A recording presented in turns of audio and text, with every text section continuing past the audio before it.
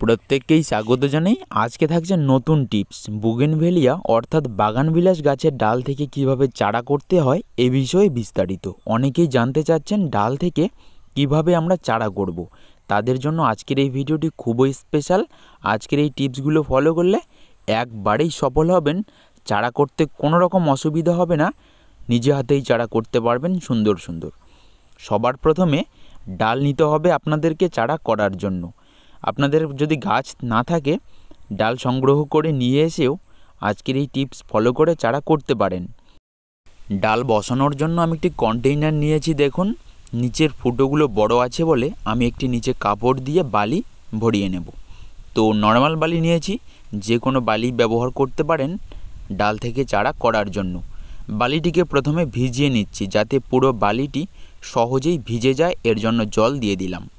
এরপর নিতে হবে একটি কলা। বন্ধুরা, ডাল থেকে চারা করার জন্য অনেকেই অনেক প্রকার রুটিং হরমোন ব্যবহার করে থাকেন। তো আজকে আমি দেখাবো এই কলা ব্যবহার করে কিভাবে চারা করা যায়। আপনারা এই নিয়মে ট্রাই করতে পারেন। দেখুন, কলার খোসাকে কাজে লাগাবো। এটা কিন্তু চারা তৈরিতে খুবই সাহায্য করবে ডাল থেকে। ছোটো ছোটো করে কেটে নিয়েছি খোসাগুলোকে। এরপর ডালের গোড়ায় রুটিং হরমোনের পরিবর্তে এটাকে লাগিয়ে নিলাম। তো কলাতে কিন্তু প্রচুর পরিমাণে প্রোটিন জাতীয় খাদ্য উপাদান থাকে। এটা ডালের গোড়ায় এভাবে লাগিয়ে নিলে ডালটি সহজে শুকোবে না, রসালো থাকবে জায়গাটি, এবং এখান থেকে তাড়াতাড়ি শেকড় হবে কয়েক দিনের মধ্যে। তো আমি কিন্তু কলার খোসা লাগিয়ে বসিয়ে নিলাম। দেখুন, আপনারা এর পরিবর্তে নিজের হাতের কাছে যে রুটিং হরমোনটি রয়েছে সেটাই ব্যবহার করুন। মনে রাখবেন, ডাল থেকে চারা করার জন্য যে কোনো একটি হরমোন ব্যবহার করলে ভালো হয়, এতে তাড়াতাড়ি শেকড় বাইর হয়। আমি কিন্তু এই কলার খোসা দিয়ে বসিয়ে দিলাম। তো বালি একটু কম রয়েছে, এজন্য বালি দিয়ে দেব এবং আবারও জল দিয়ে পুরো বালিটিকে ভিজিয়ে দেব। তো বালিতে ডাল বসালে মনে রাখবেন মাঝের মধ্যেই জল দিতে হবে। বালি পুরোপুরি শুকিয়ে গেলে ডালের গোড়াটি শুকিয়ে নষ্ট হয়ে যায়। এজন্য বালিকে ময়েশ্চার রাখতে দুদিন পর পর জল দিন এবং ছায়ায় রাখুন ডালগুলো। 20 দিনের মধ্যে আপনাদের গাছে শেকড় হবে। এই চারাগুলো তৈরি করতে আমি যে সমস্যার সম্মুখীন হয়েছি সেটা আপনাদের অবশ্যই বলবো, যাতে আপনারা একেবারেই ডাল থেকে চারা তৈরিতে সাকসেস হন। বন্ধুরা, এর ডাল থেকে চারা করার জন্য একদম কচি ডালগুলো কখনোই বসাবেন না। আমি এই ভুল কাজটি করেছি বলে দেখুন, 2টো ডাল শুকিয়ে গেছে এবং একটি ডাল এখনও ভালো রয়েছে। তো কচি ডালগুলোকে কিন্তু বসানো যাবে না। যদি চারা করতে চান তাহলে ম্যাচুরেট ডালগুলোকে বসিয়ে নিন। পুরনো ডাল বসালে এই গাছের ডাল থেকে 100% শেকড় হবে।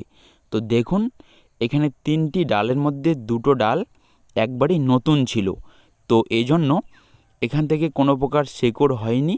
ডালগুলো বসানোর পর কয়েক দিনের মধ্যে শুকিয়ে গেছে গোড়াটি। তো গোড়াটি যদি শুকিয়ে যায় তাহলে শেকড় হবে না। এজন্য আপনারা এমন ডাল বেছে নিন যাতে 20 দিন গেলেও ডালগুলো সহজে শুকোয় না। একটু মোটা টাইপের ডাল নেবেন এবং ডালগুলো একটু পুরনো গাছের ডাল সংগ্রহ করবেন। তো দেখুন, এখানে 3টি কাটিংয়ের মধ্যে 2টো কাটিং থেকে একটু করে শেকড় হয়েছে এবং একটির থেকে হয়নি।